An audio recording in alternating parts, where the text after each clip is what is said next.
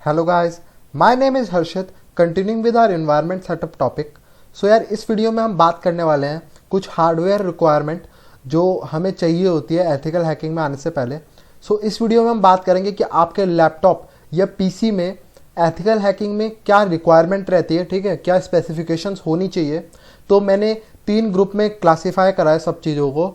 एक है हमारा नीडेड, एक मेरा रिकमेंडेड और एक मोर देन इनफ, यानी कि रिकमेंडेड से ज़्यादा अगर है तो बहुत अच्छी बात है। और इस वीडियो में मैं एक चीज़ और बोलना चाहूँगा यार, किसी के ऊपर प्रेशर मत बनाना कि मेरे को यही चीज़ चाहिए। आप अपने बजट, अपनी अफोर्डेबिलिटी की लिमिट में रह के खरीदो, ऐसी कोई दिक्कत की बात नहीं है। किसी भी लैपटॉप से हो सकती है। बस जब भी खरीदने जाओगे या अगली बार खरीदोगे तो एक बार मेरी वीडियो देख लेना, इन चीज़ों को कंसिडर कर लेना और दिमाग में रख लेना कि ये चीज़ें होनी चाहिए, वरना एथिकल हैकिंग में थोड़ी सी दिक्कत आ सकती है। स्टार्ट करते हैं। सबसे पहले हमारी चीज़ है जो है वो है प्रोसेसर। तो प्रोसेसर का काम क्या होता है? प्रोसेसर प्रोसेसिंग करता है, नॉर्मल सी बात है ये, ठीक है। तो सीपीयू है, आपको पता है सीपीयू का काम क्या होता है, सब करता धरता हमारा वही है। तो प्रोसेसर कौन सा होना चाहिए? तो नीडेड जो मार्केट में मिलते हैं, सबसे पहली बात 2 तरह के होते हैं, इंटेल के और राइजन के, 2 कंपनियों के होते हैं। तो आप कोई सा भी ले सकते हो, सबकी अपनी अपनी चॉइस होती है और दोनों मेरे को बराबर लगते हैं, ठीक है, कोई अंतर नहीं है खास दोनों में। तो चाहे आप i3 लो चाहे राइजन 3 लो, दोनों बराबर हैं, नीडेड है, कम से कम इतना तो लेना। उसके बाद रिकमेंडेड पे आऊँ तो i5 और राइजन 5। जितना ज़्यादा मॉडल बढ़ेगा उतना रेट भी बढ़ेगा, तो इसलिए मैंने कहा था कि अपनी लिमिट में रह के खरीदना, ऐसी कोई दिक्कत की बात नहीं है। उसके बाद मोर देन इनफ i7 और राइजन 7, i9 भी आ चुका है, तो ऐसी कोई दिक्कत नहीं है वैसे। लेकिन i7 है तो बहुत अच्छी बात है, कोई दिक्कत आने वाली नहीं है आपको एथिकल हैकिंग में। i3 है तो काम अभी के लिए चल जाएगा, लेकिन जब आप बिल्कुल कॉर्पोरेट सेक्टर या प्रोफेशनल पेन टेस्टिंग करोगे उसमें थोड़ी दिक्कत आएगी, तब आपको अपग्रेड करना पड़ेगा, i7 या i9 लेना पड़ेगा उस समय, ठीक है। i5 भी काम नहीं चलता उस समय, अभी यूज़ कर सकते हो, क्योंकि उस समय ब्रूट फोर्सिंग बहुत बार करनी पड़ती है आपको, हैश बहुत बार क्रैक करने पड़ते हैं, तो ये काफ़ी हाई एंड अटैक्स करने पड़ते हैं, तो बहुत दिक्कत आती है आपको। इसलिए मैंने कहा वैसे कोई दिक्कत नहीं है। उसके बाद अगले की बात करूँ, हार्ड ड्राइव। तो हार्ड ड्राइव में क्या है? हार्ड ड्राइव नीडेड है 500 GB HDD। तो इसमें पहले बात कर लेते हैं हार्ड ड्राइव क्या है। हार्ड ड्राइव हमारी परमानेंट स्टोरेज है, यानी कि जितना भी आपका डाटा है जो आप कंप्यूटर ऑफ कर देते हो, ठीक है, आपने कंप्यूटर ऑफ करा तो ऐसा तो नहीं है ना कि आपकी विंडोज उड़ जाती है या आपने कोई फाइल सेव करी थी वो उड़ जाती है। क्यों नहीं उड़ती? क्योंकि वो हार्ड ड्राइव में सेव होती है। तो हार्ड ड्राइव क्या है? वो एक ऐसी हमारी स्टोरेज है, परमानेंट स्टोरेज। जब हम कंप्यूटर शट डाउन कर देते हैं और ऑन करते हैं तब भी हमारा वो डाटा पड़ा रहता है, तो ये परमानेंट हमारा स्टोरेज होता है। इसमें मैं आपको बेसिक्स भी थोड़े बहुत क्लियर करते चलूंगा। अब एक बार HDD और SSD मैंने लिखा है, इनका अंतर समझ लेते हैं। तो मार्केट में बेसिकली 2 तरह की हार्ड ड्राइव आती है, एक होती है HDD और एक होती है SSD, ठीक है, हार्ड डिस्क ड्राइव और सॉलिड स्टेट ड्राइव। तो अंतर क्या है दोनों में? देखो, HDD जो है पुरानी चली आ रही है, SSD जो है वो नई आई है, इतनी नई नहीं है, मतलब मार्केट में अच्छे से आ चुकी है।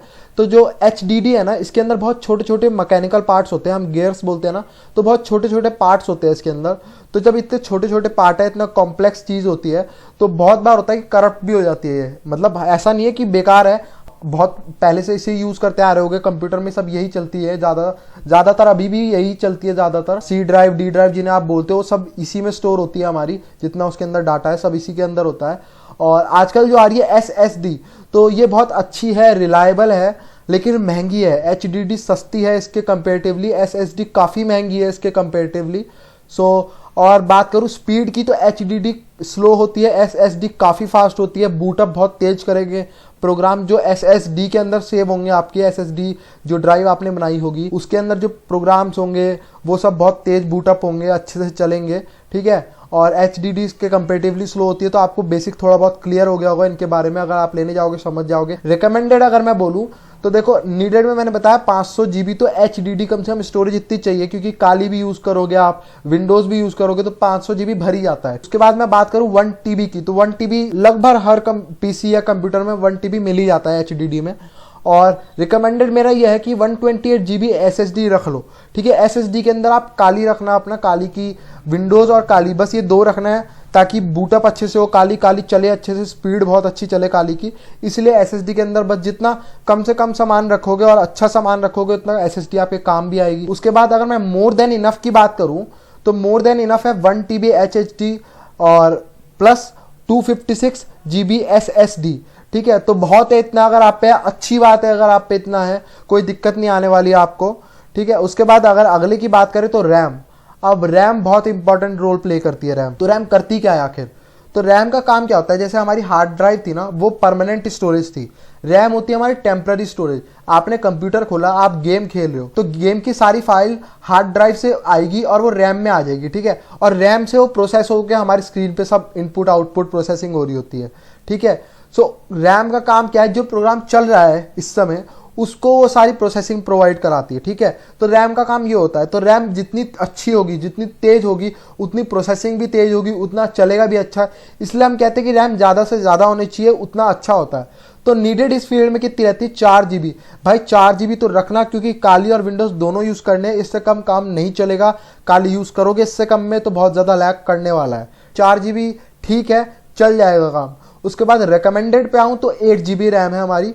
8 GB बहुत अच्छी है, मतलब काम आपका अच्छे से चल जाएगा। आप अपनी 4 GB काली को दो। फिर उसके बाद मोर देन इनफ की बात करूं तो मोर देन इनफ 16 GB बहुत अच्छी बात है। 16 GB है आप पे, 32 GB है आप पे, कोई दिक्कत नहीं आने वाली है, बिल्कुल स्मूथ चलेगा। काली और विंडोज दोनों बहुत अच्छा चलेगा, ठीक है।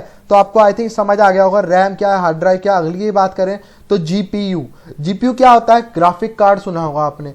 तो लोग कहते हैं यार ग्राफिक कार्ड डलवा रहा, तो भाई ग्राफिक कार्ड और जीपीयू एक ही है दोनों, ठीक है, कोई अंतर नहीं है इनमें। जो ग्राफिक कार्ड है उसका शॉर्ट फॉर्म जीपीयू बोलते हैं हम इसको, ठीक है। तो नीडेड कोई ऐसी खास नहीं है, ठीक है, लेकिन हाँ रिकमेंडेड में बोलूंगा तो है। अगर आप नहीं खरीद सकते क्योंकि महंगा आता है, ऐसा नहीं है ग्राफिक कार्ड महंगा आता है, आपको कहीं बाहर से अगर लगवाओगे तो काफ़ी आपके रेट देखना इसके ऑनलाइन, काफ़ी महंगा मिलेगा आपको। सो रिकमेंडेड मेरा 512 MB का है, लगवा सकते हो तो लगवा लो, अच्छी बात है। लगा रहा है तो बहुत अच्छी बात है। और भी मोर देन इनफ जो है वो 2 GB 4 GB कितना भी रख सकते हो, आपकी अफोर्डेबिलिटी लिमिट के ऊपर बात है। तो 512 MB मेरे हिसाब से होना चाहिए, क्योंकि ऐसा नहीं है सिर्फ वीडियो क्वालिटी अच्छी करता है ग्राफिक कार्ड या चीज़ें रेंडर अच्छे से होती है, ऐसा नहीं है। स्पीड भी बहुत अच्छे से आपकी मेंटेन, मतलब प्रोसेसिंग और तेज़ हो जाती है, बूस्टअप हो जाती है, तो काफ़ी काम करता है। जब हम ब्रूट फोर्स करते हैं तो उसमें भी काफ़ी हेल्प करता है हमारा जीपीयू। सो आई थिंक आपको काफ़ी कुछ क्लियर हुआ होगा इस वीडियो से। So please like the video, subscribe the channel. Thank you and good bye.